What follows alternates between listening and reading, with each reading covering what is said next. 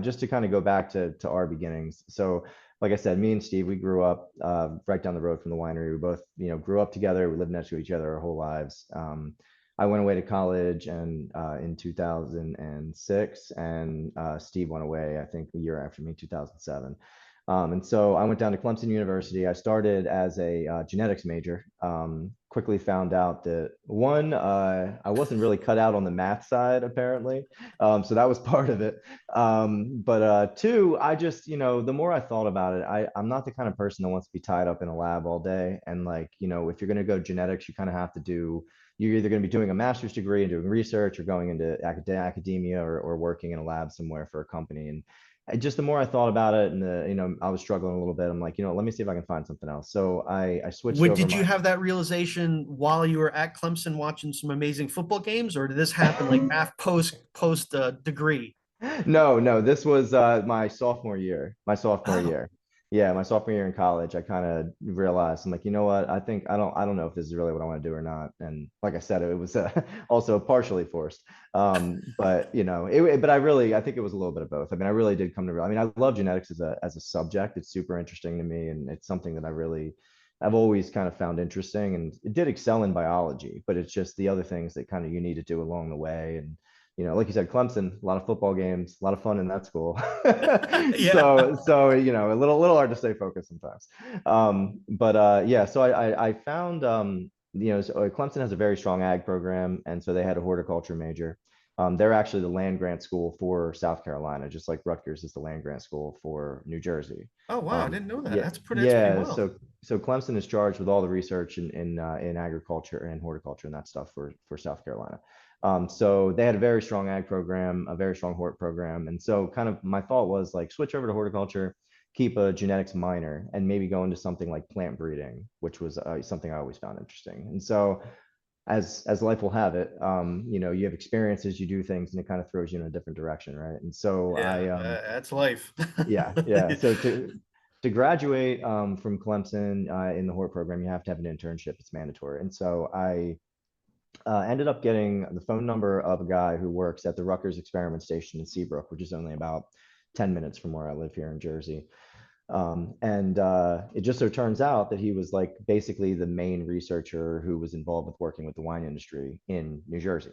Oh And wow. so, yeah, and also just like an incredibly intelligent guy. His name's Dr. Dan Ward. Just very willing to act as a mentor as well. Like he brought us to he brought me and Steve because the first year that I went there, it was just me. And then I needed a job the next year. So I went back to work for him. Steve also needed a job. So he ended up coming and working as well. And so we kind of Working just were at literally Rutgers? working at the experiment station. Yeah. Where I was working at. Yeah. It's basically, so it's what they call an extension center. So it's, every state has what they call an extension program that's basically I guess the effort comes out through the land grant university of the state. So in New Jersey, it's Rutgers.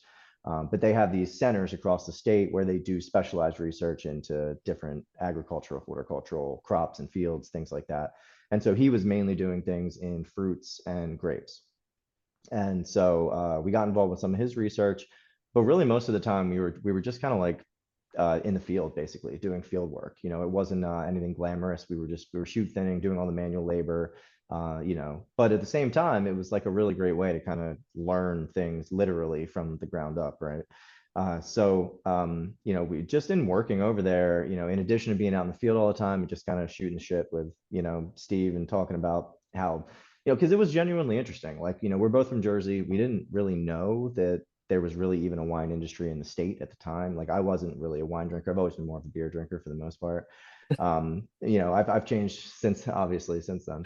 Um, but uh, but it was just really cool to like see the whole process. Like this is, and especially when we went and tasted wines that had been produced in the state, which I had never really had before. And so Dan was great about bringing us around to different networking events and symposia and all kind of different just areas where we could meet people in the industry and Do you network. remember your first Jersey wine? So I think it was honestly, I don't remember the very first. The thing I remember distinctly was Dan took us to what was called a wine tech meeting at the time. And so what this was, it's super cool. I've been trying to bring it back to Garden State Wine Growers. I'm going to make another push for it this year to try to really get some life back into it. But the idea was that pretty much like once a quarter, you'd have a meeting at one of the wineries that is really just for winemakers. And Mm, so the kind of meeting where like no time limit, to be 2 3 hour meeting. Every winemaker brings like a wine or two that they either want to show off and kind of talk about and say, hey, look what I did here, explain it and get some feedback, or something that they have that's problematic. They're saying, hey, like I don't really like this, like what's wrong with this? You know what I mean? What's yeah. the problem here? And he brought me to one of those meetings at Bellevue, and I just thought it was like the coolest thing because there's like probably 10 or 15 winemakers in the room from wineries all across the area. And they're just honestly and respectfully going around tasting wines, giving feedback. And it was just really cool to see the collaboration between because a lot of times with different industry, you think it's going to be really competitive. People want to share secrets, all this other stuff. But in that case, it was extremely collaborative. I mean, there were no secrets. Everybody's just really just trying to improve everyone's product because even to this day, like the real opponent of us in New Jersey is not people in New Jersey. It's not the other Jersey wineries. It's kind of like everybody outside of New Jersey, right? Yeah. Yeah, it's It's all California, it's Texas, it's Virginia, which is yeah. coming up now. Hmm. Even Maryland's got a scene that's coming up too. And you're right, you're closer down that area, right? You're more towards like the Virginia, Maryland. Yeah. We're only, I mean, we can be in Maryland in probably close to an hour or something like that, an hour and a Wow. half max, probably.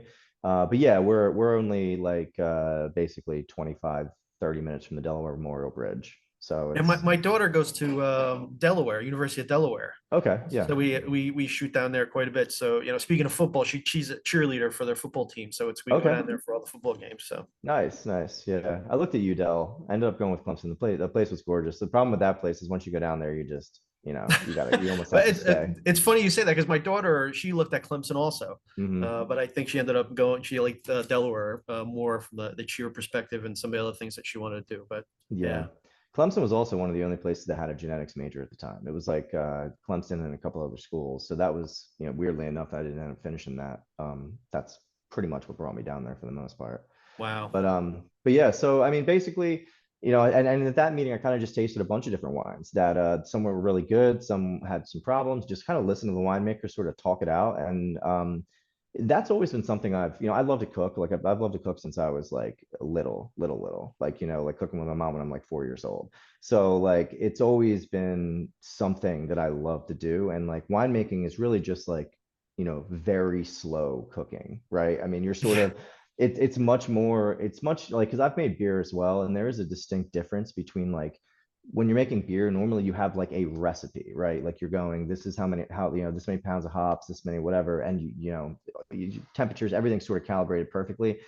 With winemaking, I mean, you can make wine like that, but in my opinion, and sort of my style of winemaking, I guess, I want, I kind of follow the wine where it wants to go. Like kind of the way when you cook without a recipe, where you're like, oh, I just threw in too much of this. This doesn't taste quite right. Maybe it needs a little of this or a little of that, and you kind of walk with it, as it's going yeah. along. That's very cool because I love cooking too. We'll have to exchange some recipes. But my other daughter is in Croatia. That's a whole other story. Mm. But she likes to bake. And like me, as you know, I like putting stuff together, adjust here, throw it there, try this, experiment here, try, do, mess around. And you can't do that with baking. Baking, No. it's very precise. It's like that chemistry stuff. That's Hmm. not, I don't like that. I like to sort of, meander, mess around a little bit here and there. You can't do that with baking. No, So not at it all. sounds like that's a decent analogy for what you're just talking about there. Yeah, and it's and you can make wine like that, but what tends to happen is that you're going to sort of flatten your wines into like this one box that we like to push distinction. Like I want the Norton to taste like Norton. I want like Chamberson to taste like Chamberson.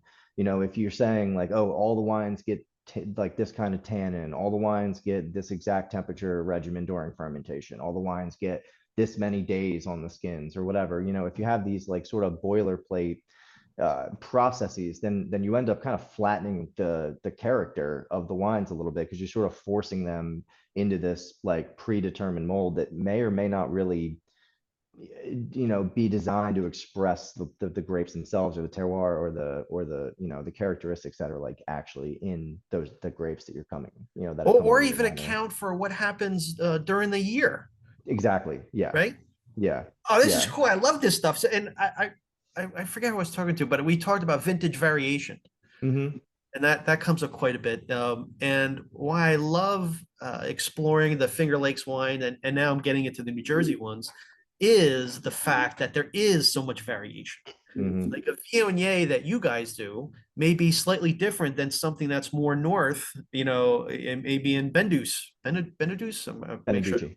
Benedictine, yeah. Yeah. I think they do a Viognier too. So I'd love to be able to sort of sit those two next to each other and say, well, what's happening in a more northern climate versus what's happening down sort of, down South Jersey. So Yeah, New that stuff is cool. Jersey is a very interesting state in that way, because you have it's not a, we're not a huge state, but you do have a pretty extreme variation I mean, topography, climate, and everything, from if you go all the way up north to where, like you said, Beneducci or some of those other guys are, to where we are, to even down to Cape May, you really do have a big variation in styles. Like down our way, not many people really grow up Pinot Noir. I mean, there's a couple wineries that do, but it's very much more suited, if you will, to the North Jersey, because Pinot Noir, I don't have a whole lot of experience with it, but what I've heard is it likes a big diurnal temperature change. So it wants it to be Mm. warm during the day and cooler at night, or else you end up like cooking it too much. And then It's a you're very too finicky ripe. grape, very finicky Yeah, grape. yeah. And so it doesn't do so well down near us, because even at night, in the winter, in the summer, like we're 80 degrees sometimes at night, 85 degrees at night, you know. But up north, it could be 85 in the day and they might get down to 60 at night, So Yeah, it's yeah. just humidity levels and diurnal temperature differences, all that stuff. Soils even, I mean, because they up north you have more shale and slate based soils. You've got some limestone, you've got more clay. Down our way, we're basically mostly sandy loam. You can find some areas. We have a lot of quartz stone in our soils. Mm. And then when you get down to the Cape May Peninsula, they're in a whole nother ball game where, if you look at the hardiness map, most of Cape May Peninsula is zone 8A, which is like the same zone as Charleston, South Carolina. Oh, So really? yeah, so just mainly I think because of the peninsula effect there. So their lows don't get nearly as low as, like, because we're only maybe 40 minutes from Cape May, but our winter minimum lows are significantly lower than theirs are, and so they can grow things like, there's people growing Nebbiolo down there. There's people growing Tempranillo down there. I think there may be some Grenache being produced as well. So Wow. yeah, it's a very it's a little bit more forgiving of a climate, because they have all that water around them. They just don't get quite so cold in the winter, and they don't Yeah, get they got quite so that hot in the yeah, summer, yeah. so they're more moderated. And that's why they actually went and created a sub AVA that's a inside of the outer coastal plain AVA that is called Cape May Peninsula.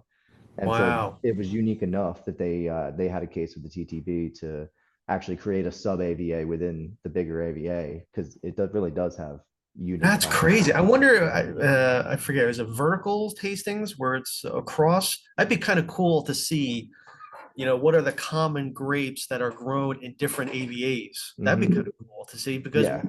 what I think is interesting is it'd be nice to understand the identity of these different areas, which I'm not Hmm. sure. I mean, I don't know enough about it yet to really sort of talk about that, but I think that's a cool thing to explore. Yeah, absolutely. And like you said, vintage too is, I mean, for us, vintage variation is like a blessing and a curse, right? Because I mean, we have certain years that are just excellent, I mean, no rain in September, it's, 85, 90 degrees till the end of the month. And then we have other years where we get a hurricane that comes through. And now, and you've got 11 inches of rain in the middle of September, you've got cloud cover, you've got all this stuff. And, it does that. I would say the most difficult part about producing really, really good wine in New Jersey is knowing how to grow grapes. You really have to be on top of the viticulture, just because the stressors of just like high humidity during the summer rains, potential hurricanes, all that stuff. Like, you really need to know how to control disease. You need to know how to manage your canopy for maximum airflow so that you can dry out the canopy as quickly as possible. Mm. so you can get as much sun on the fruit and the leaves as possible because a lot of times we'll have cloudy spells. It's unfortunately it's not California where it's just bright and sunny and dry every single day. But it does make it interesting because then you can have these years that are sort of in the middle where you might not make this knock your socks off big tannic red, but maybe you can make like this sort of finessed, nuanced red that's a little softer, a little more food friendly. That's why a lot of times we compare ourselves a lot more to Bordeaux or somewhere over in that area of France than we really do to like almost anywhere in the United States because Wow. it's just it's funny too because if you take the Gironde River that comes in from the south Yep. and the Bordeaux and you flip it upside down, you're the other way, I guess. You basically have the Cape May Peninsula or something approximating the Cape May Peninsula. It's just the Oh, yeah, because I believe the Gironde comes in from the north, and so if you flip the thing upside down, you kind of have a very similar setup, at least on the west bank. It kind of similar to what would be in Cape May. wow. I And we're never about on thought the about that. latitude too with them. Ah, that's interesting. Hmm. So the right bank, so that would basically, if you flipped it, the right bank would be that way, and that's more. Is that more cabs or is it Merlots? I always get those confused. So Left do bank I. is So do I, left. honestly. Yeah, it's funny. I got my W set, champagne stuff there. I Yeah, have to get back to the other stuff, but yeah. that's it. I think we did a bit of a sort of a side Diversion. meander. Yeah, I want to go back to values. yeah. We Right. started talking, but this is all cool stuff. I'm sure I could talk to you about this stuff for hours, but Mm. I wanted to get back to sort of some of those things that are really important to you. And I don't know if you've done that exploration about, what core values are to you and how that shows up. So if I asked you, instead of Mm. me yapping on already, what would you say your core values are? What would you say? So, I mean, going back to kind of the way we started everything, the overarching goal was always we wanted to produce wines that were very much indicative of the place where they're grown, right? And so that to us was a huge thing. So mirroring that in our business, all of our wines are 100% Jersey grown. So we don't bring literally a grape in from out of state, and probably over 95% of them are estate grown. So we have about 22 acres that we grow on here. Wow. Um, and the vast majority of our wines come from that acreage. We do, so we actually have another business that we operate called VineTech LLC, and VineTech is effectively a business, vineyard management and consulting company. And so we do establishments like vineyard establishments. We do consulting. We kind of do site selection with people to figure out where everything is going to go, what varieties they should go with, and all that. And so some of the fruit occasionally, if we have a client that like had some extra excess fruit that we thought was really nice, they didn't know what to do with it, then we'll take some fruit off their hands. But it's still Jersey grown. It's really technically, for the most part, being grown by Yeah, us because as you could well. probably buy a lot of grapes from outside pretty easily these days. Yeah, you Even definitely you can. think about California, they're like pulling up vineyards. Yeah, exactly. And then the other thing is too, like the scale of the vineyards in California, usually, unfortunately, the pricing is actually better when you buy fruit from California than when you buy it from New Jersey.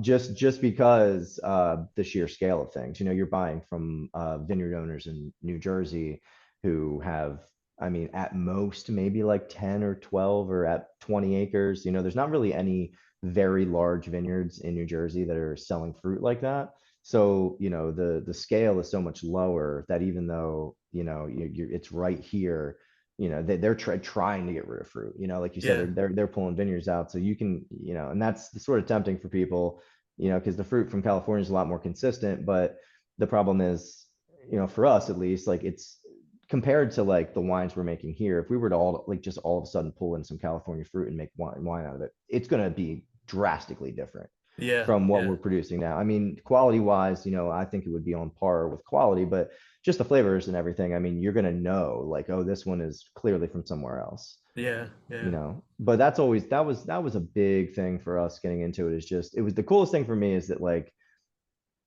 wine in general is like, it's one of the things that kind of struck me as like there's actually like truth to this stuff, like What there's do you so much. mean? Well, so like there's so much stuff out there, like we're just constantly being fed bullshit in every single direction, from marketing and every single thing that comes across our eyeballs is either overinflated or exaggerated or hyperbolic, or you barely ever get like this is like something that's real and true that actually occurs. But like when I realized that if you get grapes from this vineyard and you make it this way, and then you get grapes, the same grapes from this other vineyard, you make it this way, they're going to be different, and that's going to be consistent and repeatable for those vineyards. So like that's a real thing, right? That's a real thing. And I think a lot of people like think that wine people are really overblown about this stuff, and they're sort of just making it up or just trying to sound cool or whatever. But there really is a difference. Like, if you get fruit from this vintage and then you get a different vintage and you get the same exact fruit from the same exact lot, you do the same thing with it, you end up with a different product. And it was, for me, that was just like incredibly refreshing to like have this thing that was like, oh no, this is like, no one's trying to sell me a bunch of bullshit. Like, this is actually the way it works. And this is like, there's like real truth to this like thing that when you grow grapes here, they taste different. When you do this thing to it, it tastes different, and it's just that whole thing for me was just that's sort of what grabbed me from the beginning, was just that there's this like inherent sort of honesty to it. Like, I mean, don't get me wrong, there's a lot of bullshit in the wine industry all over the place, right? I mean, people, there's people involved, and people are full of shit most of the time. So it's like, it gets sort of overblown by people who are trying to make themselves sound important, but like at the core there is this thing that is just honest. There's this thing that's just like has this truth about it, where it's a real phenomenon. It's not like, you're not like reading a Rorschach test or something. Like it's a real phenomenon that's there and tangible, and if you pay attention you can actually see it. And you think that that shows up in the bottle? I absolutely do. Yeah, I absolutely do. I mean, because I've tried it. I mean, just going to different tastings and stuff where I'm sitting down with 12 different Cabernet Francs from the same vintage from all across the state, and you can just see that, okay. And then when you do that a couple times with the same wineries, you see the consistency that like, okay, this vineyard is producing this sort of style. It's softer, it's whatever they're doing to it, or wherever it's coming from. It has that distinction about it, and that's something that I feel like is sort of in short supply in our modern day world, is this just like very concretely thing that I feel is it's definitely, it can't not be subjective because you're talking about people tasting it, but it's like as objective as a subjective thing can kind of be. Like, like you can run blind tests and things, right? And you'll get people to this one is the best one, this one isn't. I mean, there's consistency there. I think that is not really something you find in a lot of things, especially in like modern products and marketing and things like that. It's someone's always trying to sell you something. Like, this doesn't have to be sold to you. It's like it's just there. You just Yeah. taste it for yourself and you see it. Yeah. No, I think that makes a lot of sense. And I sort of have this running theory that I call valoir. So it's like your values and terroir, you mash them together. Um, because my premise is exactly what you just mentioned, is that that stuff, whether it's in intention, how how you produce, how you sort of manipulate, and I mean that in a positive way, right? Because you Mhm. have to sort of react to climate and all those types of things. And I think all of that ends up in the quality and the end product. Mhm. So that's some of the things that I like this. When I see you shake your head, so at least that makes sense. Yeah, no, I agree entirely. I mean, and it's not, it's not just the soil or just the climate or just the vintage. I mean, it's also what everybody's doing once it gets into the winery. But I mean, that's part of, you can't really call it terroir, but it's part of what imparts the style on the wine. You're taking sort of this canvas, and then you have the artist in there, turning it into something. Uh, Well, that's why I want to do this exploration, because I think it gives people an opportunity to talk about it, or at least reflect and explore it, because I think it does have an impact. And then also, when you share these stories, I think there's a different reaction that people have, and there's a different connection that they have, as opposed to just a bottle of wine. right? Mhm. It means something different when it comes from the land that's 5 miles from your house. It means something when you see the individuals making the wine, or maybe even know some people who are making the wine. So I think that's pretty important as opposed to, just getting a mass product. There's nothing wrong with mass product. There's a spot for that as well. But I think there's a different thing that happens when you make those connections. And maybe I'm getting on my my rainbow and unicorn horse, but it's just sort of why I'm doing this journey. Well, I mean, I think that's really what gets people interested in wine, especially nowadays. It's like, we're sort of past the days of like Robert Parker gave this 98 points, so I need to put it in my cellar. It's like, people are very much more concerned about how was it made, where was it made, what's the experience like when I go there, who were the people who are making it, you know, it's it's yeah, I think one of the other things coming back to values, right? Like one of the things I think that we've always valued since the very beginning is just like the value of hard work in trying to accomplish something. Because I mean, even if you come in with like millions of dollars to spend to start a winery, it's still hard work. I mean, what we did it literally about as far to the opposing side of that as you could possibly imagine.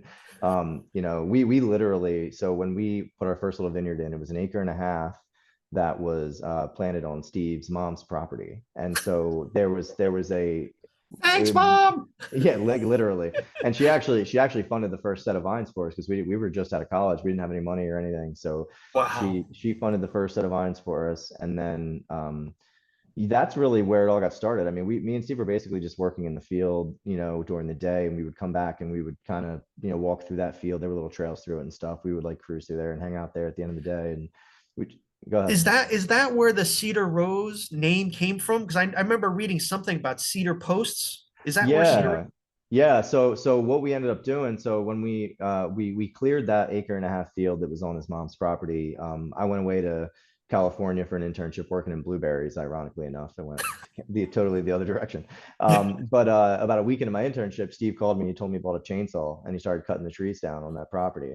And That's when I funny. went yeah, when I got back, he had a bunch of our friends rallied and they'd cleared like three-quarters of it by the time I got back, and I jumped in and we ended up clearing the rest. But what you're referring to, when we went to build the trellis for the vineyard, we didn't, again, no money, no resources, coming right out of college. We literally went out in the woods and we logged red cedar trees for trellis poles. And so red cedar, the core of red cedar has like a antifungal, antimicrobial core that actually doesn't break down nearly as much as other trees do. So we ended up logging 300 red cedar poles out of the Wow. woods and cut them to length. And then we stood the first vineyard up with those red cedar poles. And they're actually, most of them are still red cedar now. But we had to replace them over the time. Some of them were real scrawny because we started running out of wood toward the end. And so those guys didn't last too long, but we had to replace those eventually. But it's just it's something that I feel like, there's a lot of people struggling now and they feel sort of aimless, or at least from what I hear in the discourse from different podcasts, listening to the news and everything else. It kind of sounds like there's a lot of people who are just feeling sort of beat down and like it's hard to get ahead.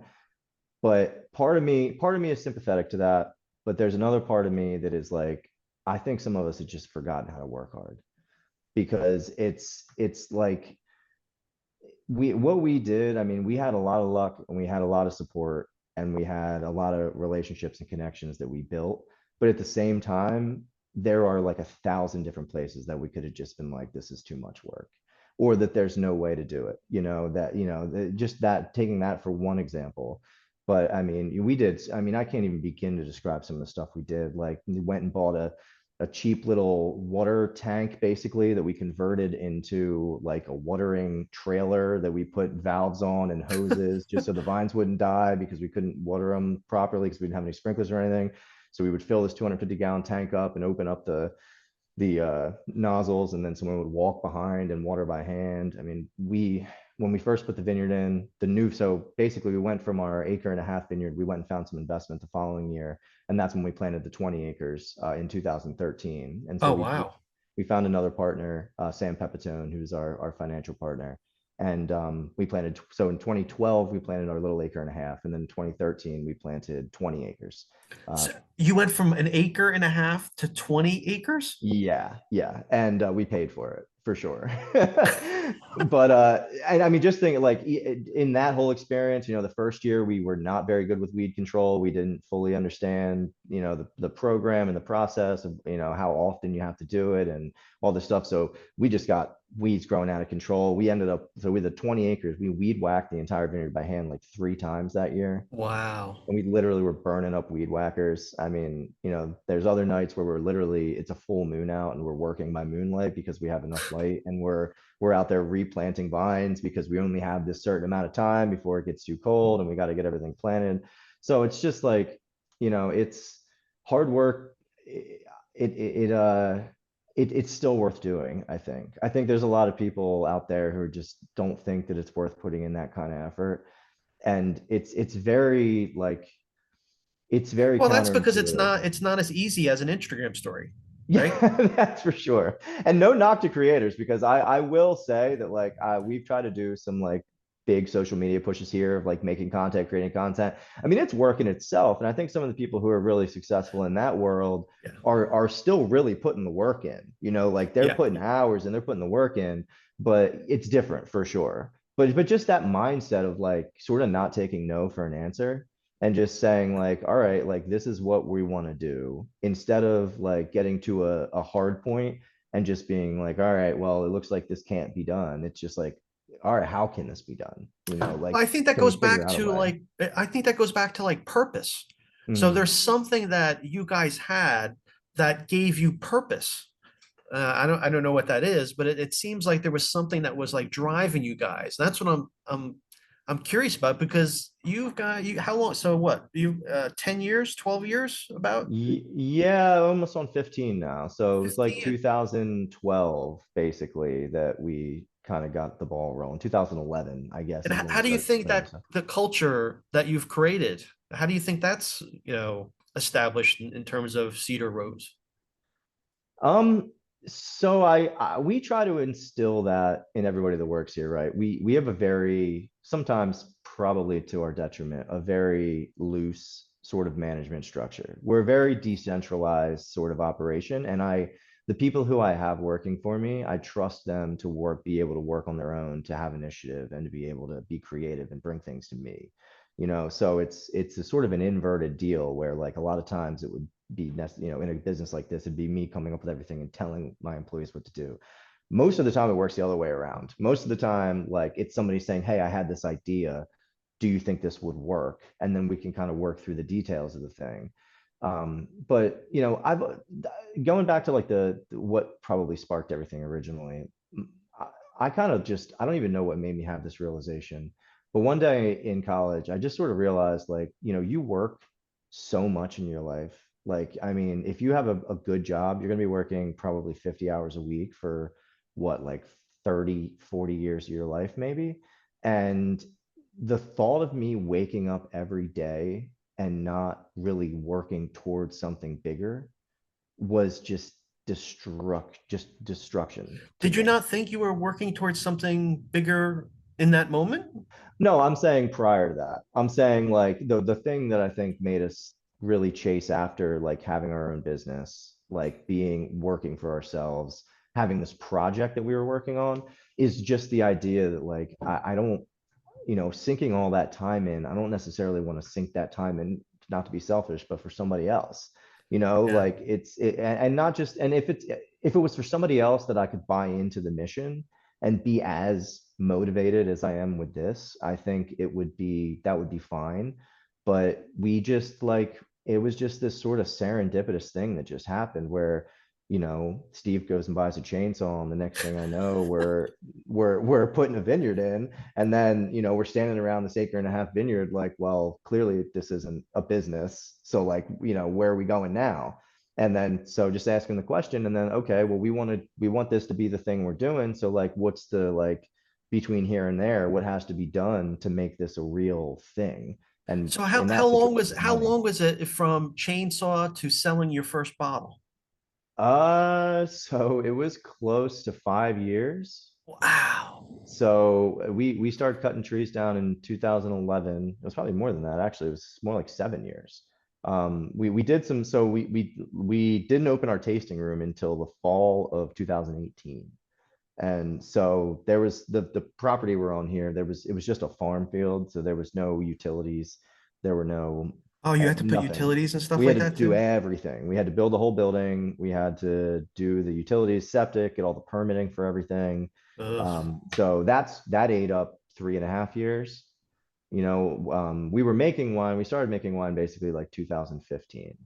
And so we were sort of just stockpiling up until that point. We had a couple little events that we did like once we had our license in 2017, but it was like not, we didn't actually open the tasting room until I think it was November of 2018. That in itself is amazing because the effort, I'm not sure if people understand what that means. Like my dad used to build houses when I was younger, and Hmm. well, I shouldn't say so he started out as a plumber. He was a plumber, and every once in a while he would save up. And he would buy like a little piece of land that pop up, and he would start building a house. And a lot of his friends who were contractors would come in. Like he couldn't do the framing, so he knew a framing guy. You know, he Hmm. wasn't doing the roof, so he had a roof guy. You know, he would do the plumbing and the heating and everything else. And towards the end of his career, when he was working, he was building a house in Elmwood Park, New Jersey, or and right across from where he was building was a farm. Hmm. And my dad's the kind of guy, or my dad was the kind of guy. He would just like talk to people and do whatever. And the farmer would come over to check out what my dad was doing every day. And my father, he'd buy him both coffee and a bagel, right? And they would sit and they would talk in the morning. And then as it got closer, the farmer said, "Hey, listen, if you had that land over there, what would you do with it?" My dad told him, and then the farmer ultimately sold the land to my dad because Mm. we're chomping at the bit to get to the land. But it was just farmland, so I know firsthand the stress and the work because he had to put the road in, he had to put the Hmm. lights in, he had to put in, all the sewers, the pipes, and everything. So that's a massive Yeah. And we undertaking. were we Never were the mind making GCs. wine. Yeah, yeah, we were the GCs for that project too. We didn't actually have a general contractor, so we pretty much acted as like 20, what we were like maybe 25 at the time, like as general contractors with zero experience in building and zero experience in anything. I mean, definitely made some mistakes for sure, but learned a tremendous amount about how buildings get built and just, I mean, just the process. I mean, it's crazy, like the minutia and the level of detail that you need to like wrestle with to get that Yeah, well, stuff no done. wonder you've got a, sort of vineyard management. You guys have all that knowledge, that institutional, knowledge. So that Hmm. makes sense. Yeah, that really came out of so when we put the 20 acres in, my business partner Sam, he does a lot of like row crop farming, so a lot of soybeans, a lot of corn, wheat, all that stuff. And he had GPS guided tractors. And so when we put in the original vineyard, he said he's like, I don't know if you guys will be able to use this, but check it out. And so it's an incredible system. So it's on a John Deere tractor, and you effectively have like a little screen where you can see the rows that you want to put in like in virtual space, and you set the heading north south of like where you want them to go, and Yeah. then you set the spacing, and it just gives you like these lines on the screen and a little tractor, and as you pull up on close to a line it lights up, and you literally just press an autopilot button, and then you let go of the steering wheel and it Oh, tracks wow. onto the line and follows that line all the way down. And so that's sort of what like created the vine tech business, was that so we planted that 20 acres in like 4 days. What? And yeah, because the way we did it is we created this implement that is basically just like a plow bar with three tines on it that you put at the plant spacing.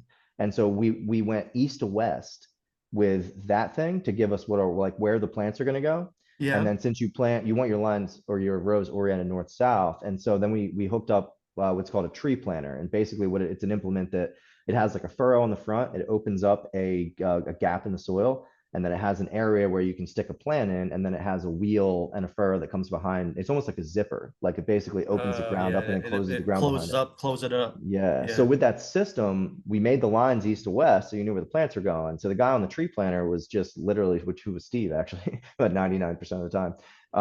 He was just looking for those lines, and when he saw them, he would drop the plants down. And in that way, like we put in this, like, I mean, visually damn near perfect vineyard in 4 days Wow. with that GPS system. And so when we did it, we're like, oh wow, we might have like a something here. And so someone contacted us about planting some vines. We did it the same way, and that's kind of what really where that business kind of grew out of was How that we long do you could think it would have taken you to plant that 20 acres if you didn't have that by type of, hand. yeah. If you Well, well, how but do people usually do it? you, I think there's a couple different ways. I mean, that plenty of people plant by hand, but I mean, by hand, you're talking about, uh, I mean, you're probably an hour-ish per row because you're Oh like my six, God. you're like 100 vines per row. So you're like an hour-ish per row, most likely somewhere in that area, or maybe more, depending on who you've got planted. So Um, how was it just you and Steve doing this, or did you have a bunch of other so folks? so Steve's brother Rob is also involved. So he helped us put the original vineyard in. So he helped us with that too. But that was basically just the three of us. I mean, I was driving the tractor most of the time, and then Rob is basically handing plants off to Steve to put in the ground, and that's pretty much it. Um, and then we And found out too that no, go sorry, ahead. go ahead. No, no, go I ahead. would say once we have those lines, you also have like a grid where to put your poles because you already have the lines there. So if you come in quick enough before they like wash out, you can just almost like walk directly between the plants and just eyeball or where the posts are going to go, or just mark them with like marking spray paint, and Wow. then and then the poles end up perfect too. So you have this like perfectly symmetrical vineyard that takes way less time to put in than you would think if you're doing it that way. I mean, still a Wow. crazy amount of work. I mean, we were working like 16-hour days at the time. That's why it was only 4 days. We were getting up before dawn, and we were finishing. You're talking about doing this in May basically or April, so pretty long days. And yeah, we were up before dawn, and we were done after it was dark. So So it's basically the three of you guys. How big is the winery now? How many people do you have there? So it varies seasonally. I mean, in the summer on the Vine Tech side, we've probably got close to like 10-ish full-time employees. On the Cedar Rose side, we're probably right around the same. Depending on, when we have bigger festivals and things, we'll bring other people in. But, we How do probably you make sure, or even not make sure, but how do you get that group of people, your team, to sort of feel that culture that you had back then when it was just the three of you guys? How do you do that, or how do you maintain that culture? Yeah, I mean, I don't, it's hard to get anyone to buy into that sort of thing. I mean, that was the definition of extreme. It was sort of just we were young enough, right? That it's like, look, we're gonna Yeah. just go all out on this thing, and if it flops, it flops, and we'll just have to rebuild from where we are. But I think the biggest thing for me is to just, like I said earlier, to empower people individually. Like, I mean, I want I everyone working for us, like we're incredibly lucky. Everyone working for us is just very, very interested in what we're doing here. They understand the mission. They are, excited about doing new things. They're excited about growing the business. And I think we just have a really good group of people that just they really do care about doing a good job. And it sounds crazy to like say that it's something special. You would hope that like most people are kind of in that camp, but unfortunately, it's really not the case. I mean, you got a lot of people out there that just are there to make a paycheck, or they're just there to, which is fine. I get it if if you gotta, everybody's got to make money, but you can care more. Like it is an option, and we sort of we sort of try to empower everyone to be on our level with that. I think that like I said, it's a very different way to run your business because when you give your staff that level of of that level of respect and that level of Autonomy. input, autonomy, yeah. I mean, you do have some people who might want to take advantage of it, or you have other people who we get differing definitions of like what I think getting enough done is and what they think getting, you know what I mean? So like that sort of stuff happens, but I think on net, it's a much better system for us because it allows people to really show up and be into what we're doing. You know, we're very transparent about what you know what's going on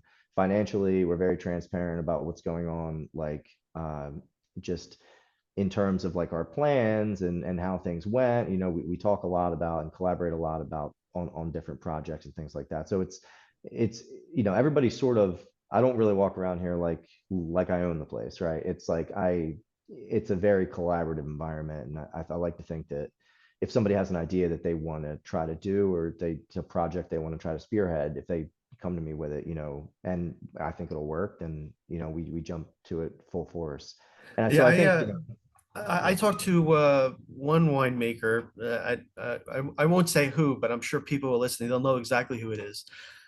He had said to me that he's like, I don't advertise or try to find people to work. He says they everybody comes to us.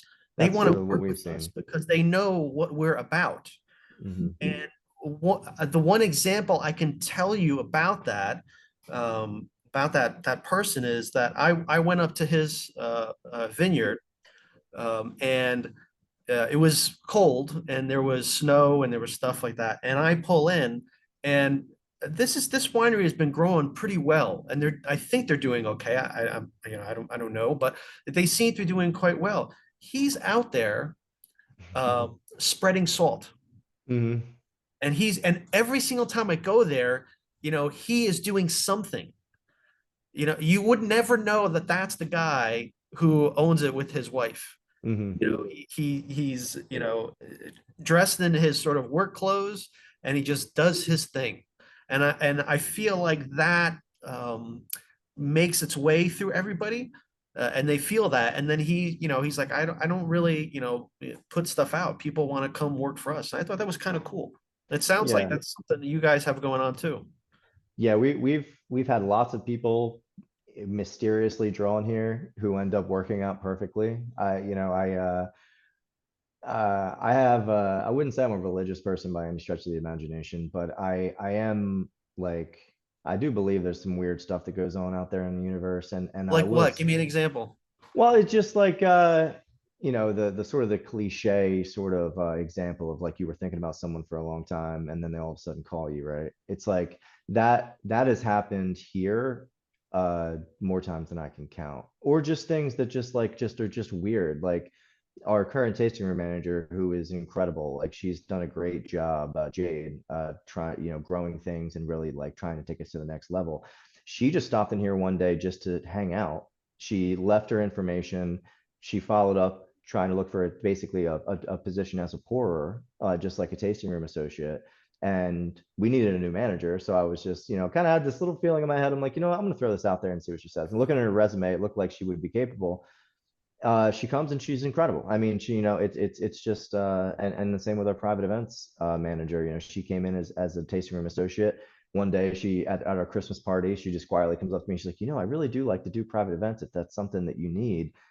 Little do I know that she literally has a garage full of private event stuff that she's been just doing like for her dad's business for like years. She's like, I mean, top notch at doing it, and now she manages and does all of our private event stuff. So I don't know if it's just like being open to opportunity and being willing to take a little bit of a risk, or you know, you got to pay attention. I mean, you really got to pay attention, and you can't let those weird little feelings just pass by. Like when you get something and you're like, you know, maybe that it almost never hurts to pursue it. And I think that's another big, you're talking about values. I mean, that's another big thing from the very beginning, is like I try to say yes to stuff as much as I can.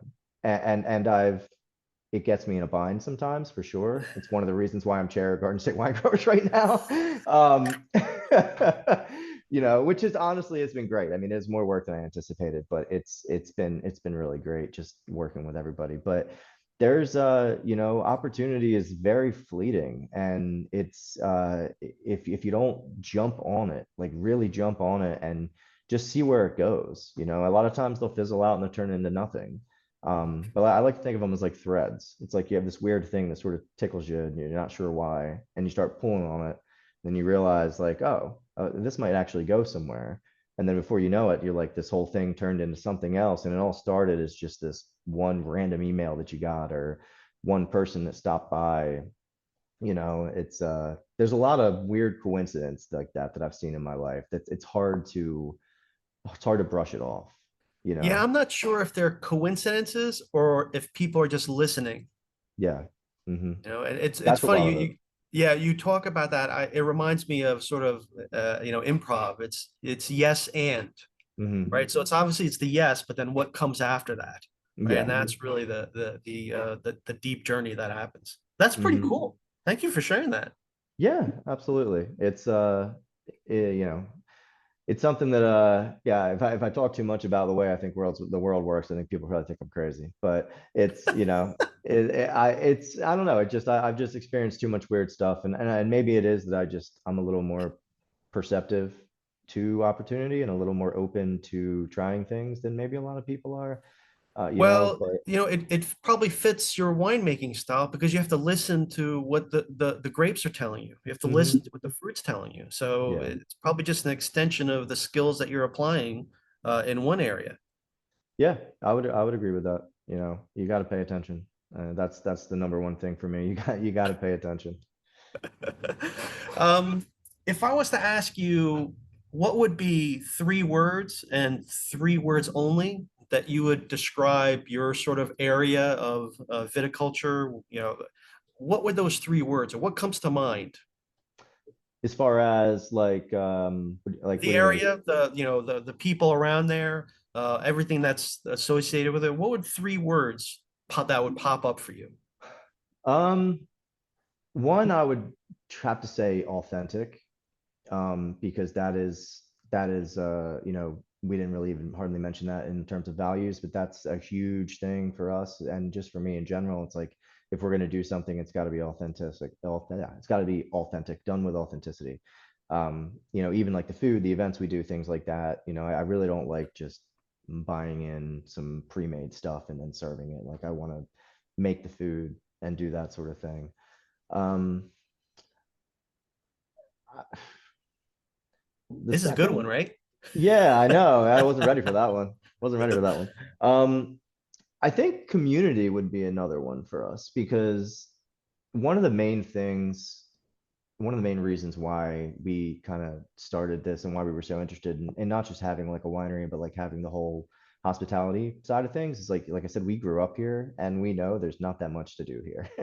And it's really a shame too, because we did have a few really nice restaurants kind of in Millville and different areas, and a couple of them closed down during COVID, and they moved out of the area. And when we were kids, it was literally like everybody meets at the Wawa and figures out like whose house we're gonna go to a party at. I mean, we're out here in the sticks, right? There's not a whole lot going on. But just to like create a place like where people can come to and just hang out, enjoy themselves, and eat good food, learn about the wine, experience, everything. I think, that's a big part of it, about why we got going. Um, Third, I think quality, just in general. Quality is something that we sort of use as a guiding light in sort of all directions. So, when we're in the vineyard, we want to make sure we're growing the highest quality fruit. When we're in the winery, we want to use high quality ingredients. We want to, create high quality products. We want our experience for our people here to be high quality, our customer service, the food. When we do private events, we want to blow people away at the level of quality. And quality is a very interesting thing. Have you ever read Zen and the Art of Motorcycle Maintenance? That book? I have it right back here somewhere. It's a beautiful book. Oh no, that's on the road. I have Uh, it in here somewhere. If it's not on this bookshelf, it's on one of yeah. them over there. Yeah, yeah. But it was an interesting read, just in terms of like what we do as a business, and just like kind of framing quality in general as to what it is, right? It's like this weird outside thing that nobody can really define it, but you know it when you see it. And that's something I think that's really important to winemakers in general, but anybody in hospitality, is like you want to deliver quality, but you have to know that quality is basically undefinable, but people know it when they get it. Yeah, for sure. So it's you got to keep that always in mind of whatever we're doing, making sure it's high quality and there's a high What do you bar. want? What do you want people to feel when they leave? your winery? If somebody was to leave Cedar Rose right now, what do you want them to feel? I would say one, I want them to feel relaxed. I mean, too many people are too stressed out nowadays. Like, I mean, if they can come out here and they can to spend some time talking with people and enjoying one of their, couple friends hanging out. I think that's great. I think maybe also like pride in the area and in, what we can do here in our little corner of the state, just having people be proud of what we're doing, proud to tell other people about what we're doing, and proud of what the state's actually doing, what we can grow here, the quality of the wine we can produce. We don't have any TVs in this place. So that was one thing that it's like we've had so many people ask us, like, oh, you're not gonna play any TVs, the Eagles games on. It's like, well, look, I get That's it. definitely a reason not to have TVs. Yeah, That's coming from a, yeah. Northern Jersey guy. There you go. But yeah, it's we wanted Just to. joking, Eagles fans. Just Yeah, joking. right. Yeah, you're gonna get the army coming after you. But it forces people to be social, right? I mean, we're stuck in our phones all the time in front of a screen, or it's like to be in a place where there basically are no screens unless you decide you want to look at your own little screen. I think it really does like force people to be social, and when people leave, you can see that they're like lighter, like especially if they were there for a while, they've been hanging out, they had a group of friends they're with, like, you can tell that people feel like literally lighter about whatever they had going on. They feel better about whatever they're doing, and they just enjoyed themselves, Yeah. and in a place that is like authentically of South Jersey. Me, like I said, me and all of our partners, even Sam and Rob, we're all Jersey boys here, right? And so it's that, and just making sure that people can be proud of the place when they leave and be happy with the time they had here. That's cool. Thank you for I appreciate that. Mhm. What you guys have done in like 15 years is pretty incredible. You Thank know, you. who are some of those heroes that you may have had growing up or even now that sort of inspire you? Yeah, gotta give a shout out to my parents, right? They both basically started out with, yeah, I don't want to say they started from nothing, right? But they were, my dad was effectively working at ShopRite when I was born. My mom was 21, my dad was 20 when they had me. And they both worked their way up into my mom was a master teacher before she just retired this past year. My Wow, congrats to dad, her. Congrats on yeah. retirement. Yeah. And thankfully now, because I've got two little ones, one of them 6 months and the other one's just about to be 5. So it's perfect Oh, hey, timing for me. congratulations to you. That's awesome. Yeah, thank you. But yeah, and my dad, I mean, he, like I said, he was literally working at ShopRite, when making $7 an hour when I was born, and then he went and got into the electrical union, went and started working for DuPont, became a manager there, and now what he does, he's actually basically an in-house consultant for DuPont. He flies all over the world, doing audits on the shutdown and turnaround processes on their big plants. So Oh, that's awesome. it's like just luck. I've been very lucky to always have that example in front of me, right? But I mean, even beyond that, like more recently, pretty much everyone I've worked with in the wine industry has just been incredible. Like from Dan, who, went way out of his way to make sure that, I think he saw our interest and he's like, all right, we're not letting them leave. you know, uh, but from him, I mean, who could not have been like more supportive in terms of just like bringing us around, showing us and introducing us to people, helping us learn, getting us excited. Jim Corella over at Bellevue Winery, he's been literally people have started calling him the godfather of the Jersey wine industry. Oh, really? But yeah. But I mean, his family's been farming. I think 1914 was when they actually came over and started their farm, and Wow. and then I think they converted over to Vineyard in like 2000. But they've been in the industry a very, very long time, and same thing. I mean, couldn't be a better mentor as far as teaching me stuff, making sure that I know what's going on, any question I ever had, answering it, and even when I'm sure I was probably getting annoying at times, uh, and yeah, just my business partners as well, who've given us the opportunity to do this thing. Yeah, and my wife for dealing with it the entire time. She's been with me since basically right out of college. So she was here for pretty much the entire, well, definitely the entire thing. Wow. So yeah, so even in 2012, I remember we still hanging on the wall. She made this like little painting for me that said Cedar Rose Winery and Vineyard, and I was freaked out on her because I'm like, yo, like I don't know if there's going to be a winery yet. Like this is like I appreciate the confidence, but I mean, we might be getting a little ahead of ourselves here. And now it's still up there, and then here we are. So it's there've been, and even beyond that, I mean, countless other people in the industry and just friends, family, everybody just kind of helping along the way. That's awesome. That's Hasn't been awesome. easy. Hasn't been easy, and it's been a long, long journey. The fact that we're still here doing it honestly sort of blows my mind sometimes. Well, I think the fact that it isn't easy is probably even more rewarding. Yeah. Yeah. And again, like I said, the fact that we're building towards something, it's not like I'm gonna top out at any point.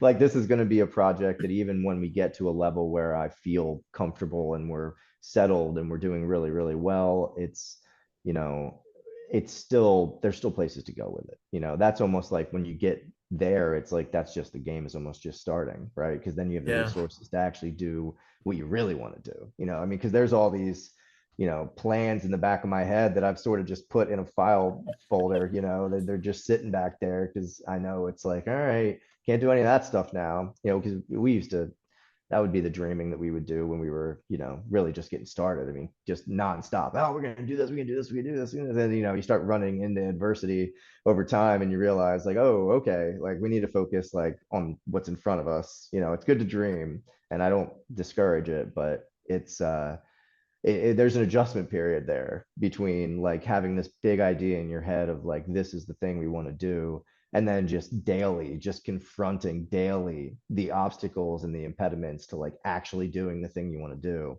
And somebody somebody gave me a fantastic quote one time. They said the opportunity has the head of a gnat and the ass of an elephant. And and I don't think there's any more true statement than that. Like that's really what it is. I mean, if you That's didn't funny. if you knew what was involved from the beginning, I don't think anyone would embark on anything. Yeah, You I need think it there's to a come lot to of truth to pieces. that. Had you known all that stuff before, you Yeah. might have been like, let's see what else is going on. Yeah, yeah. That's where the sunk cost fallacy actually helps you out a little bit, right? It's like, well, we've been doing this for so long. It's like, you Yeah, don't want to yeah. kill yourself with that thing, but it is a little bit of I just bought motivation. another chainsaw. What do you Yeah, mean? yeah, exactly. Yeah, exactly. Time more than anything, you start wondering after you get 10 years into it, you're like, holy shit, should I have done something else?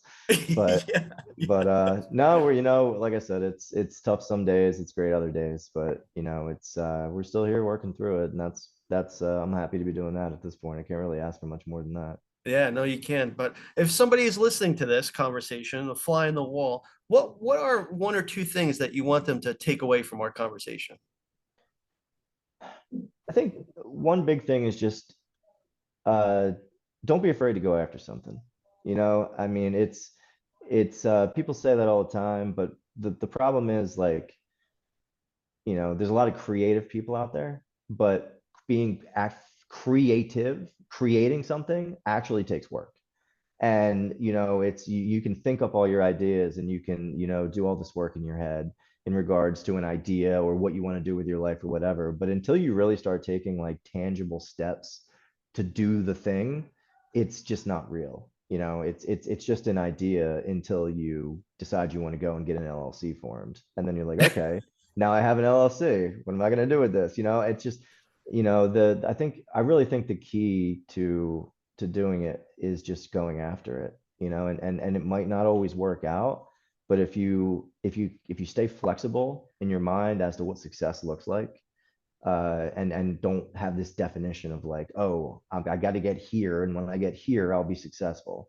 If you can just every day wake up and look at what you've done, look at where you're going, and continue to march forward in that direction, with actual tangible steps, doing work just a little bit at a time, that's the way you get stuff done. And that's you'd be shocked how the universe will respond to that sort of genuine effort. Like, I mean, whether it be people you meet who are willing to help you, or weird opportunities to show up for absolutely no reason or that don't even make sense. And you're just like, all right, I guess I guess this is what they call luck, Well, I but think some people call it the invisible hand. It's mm, like when you know you're on your path, or when you know that things you're going in the directions that, things should be working for you. There's almost like this invisible hand behind you, helping you and guiding you, or opening the door, which you didn't think was a door there to begin with. So it's that yeah. invisible hand that sort of, guides you once you're on your path. Yeah, whether it's through just like you embodying the like ideal of authentic pursuit, or and people seeing that in you and wanting to help you along because they genuinely see that in you, or if the universe for whatever reason just rewards sincere effort. I mean, it's a real phenomenon. I mean, if you genuinely pursue something and you really go after it, and you put it on your sleeve and you show people this is what I'm doing, everyone, people call you crazy. I remember people were laughing at me when I told them in college. I went back for like a weekend, and I'm like, yeah, we're going to be starting a winery, and they're like, yeah, all right, like but you just got to kind of ignore people, and it's like, you as long as you just keep taking those steps, and if you run into an issue, get creative, and think your way out of it, or figure out some route, and weirdly enough, forces will be rallied to your aid, I think, so long as you stay sincere in your efforts, and you really go at it with the highest level of authenticity and sincerity. I agree. I agree. What's the best way for people to find out more about, Cedar Rose, or what you're doing, or what's going on? Yeah, so the website's a great place, cedarrosevineyards.com. We've got all of our events and stuff up there. We've got all you can make a reservation in the tasting room. We got an online store if you want to try something. We can ship all over New Jersey. So we've got that available. There's also the whole story is on there as well. So if you want to get some more details on kind of how we ended up where we are, there's a long and lengthy story on the website in regards to that. You can always also follow us. So we're on Instagram, Facebook, or on TikTok a little bit, but more so probably Instagram. It would be the best social place to, or just come check us out. Come down to the winery. We're right outside of Millville in South Jersey, so we're like 40 minutes south of Philly, about 40 minutes from Atlantic City. Not too far from all the shore points in the south. So Ocean City, Wildwood, Cape May, we're less than an hour. Wow. So yeah, we're kind of, we're closer than you think, probably. It's a little remote. Southwest Jersey is a very rural area, and I didn't really realize how rural until I like traveled up. When I went up in North Jersey a lot more, and everywhere else, I'm like, it is a little bit different down here. It is. It really does. Doesn't look much like New Jersey, but it's a great place to live. It's so close to so many things, and at the same time, you get to just like live around a bunch of farm fields, out in the country. But we're 40 minutes from Philly. We're close to the beach, not that far from New York City, like 2.5 hours, something like that. That So is very cool. Yep. Yeah. yeah, There's definitely a lot of benefits to living in the Jersey. People don't realize, yeah, the reach that you can have there. It's pretty cool.